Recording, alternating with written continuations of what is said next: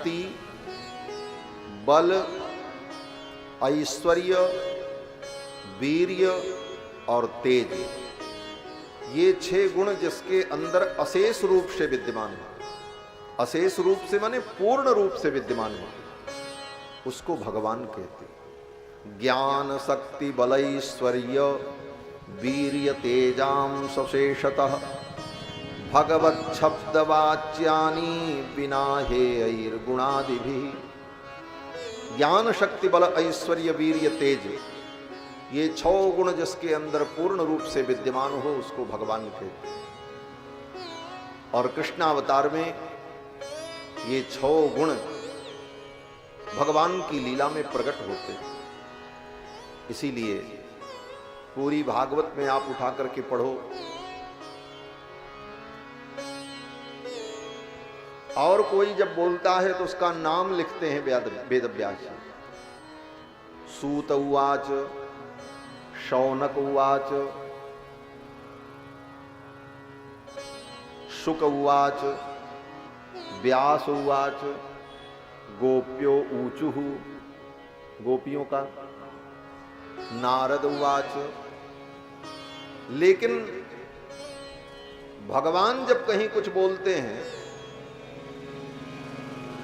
तो वेदव्यास जी ने ये कहीं नहीं लिखा कि कृष्ण उवाच, गोपाल उवाच, नंद नंदन उवाच, ना, केवल एक शब्द प्रयोग करते हैं, भगवान उवाच, भगवान उवाच। ये भागवत ग्रंथ, ये भगवान के स्वरूप को प्रकट करने वाला है। भगवान कौन? बोले जिसके अंदर 6 गुण पूर्ण रूप से विद्यमान हो वही भगवान। ऐसे तो भगवान औपचारिक दृष्टि से किसी को भी भगवान कह दिया जाता है। कोई श्रेष्ठ व्यक्ति आता है तो उसको भी हम लोग कहते हैं आइए भगवान आपका स्वागत। लेकिन भगवान शब्द का जो अर्थ है, ज्ञान शक्ति बल ऐश्वर्य वीर्य तेज, इन 6 गुणों से जो युक्त हो उसे भगवान कहते हैं।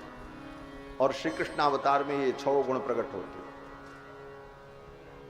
भगवान का, भगवान की शक्ति एक गुण, बोले इसे देखना है तो 6 दिन के कन्हैया कृष्ण ने 6 कोस लंबी चौड़ी पूतना को दूध पीते पीते मार डाला।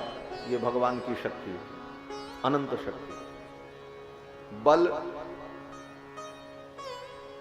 7 कोस लंबे चौड़े गोवर्धन पर्वत को 7 वर्ष के कन्हैया कृष्ण ने 7 दिन 7 रात्रि तक अपनी उंगली के ऊपर धारण किया। ये भगवान का अनंत बल। ज्ञान, बोले ज्ञान का उदाहरण श्रीमद् भगवत गीता, महाभारत के युद्ध में थोड़ी ही देर में भगवान ने अर्जुन को जो ज्ञान दिया, आज तक बड़े बड़े विद्वान उसकी व्याख्या करते करते थक गए और उस गीता का अंत नहीं पाते। ये भगवान का अनंत ज्ञान है। ज्ञान शक्ति बल ऐश्वर्य, भगवान का ऐश्वर्य देखना है तो द्वारिकापुरी।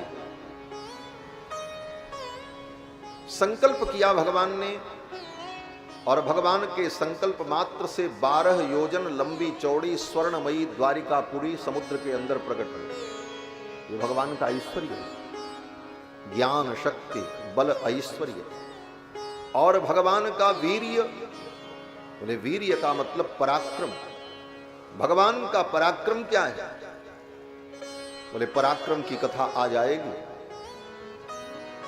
भगवान जब रुक्मिणी का हरण करने गए, जहां पर कई राष्ट्र की सेनाएं रुक्मिणी की सुरक्षा के लिए लगाई गई थी कि कहीं कृष्ण हरण न कर ले।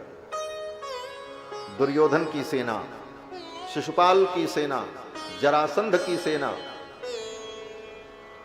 रुक्मी की सेना, और ये बड़े बड़े महारथी चारों तरफ से घेराबंदी करके बैठे थे कि कहीं से कृष्ण रुक्मिणी का हरण न कर।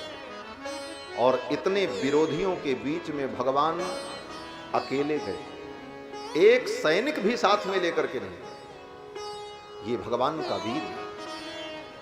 और इतने लोगों के बीच से रुक्मिणी को उठा लिया और रथ पर बैठा लिया और गोविंद मुस्कुराते हुए लेकर के रुक्मिणी को द्वारिकापुरी चले आए। ये भगवान का वीर्य है, पराक्रम। और वीर्य का दूसरा अर्थ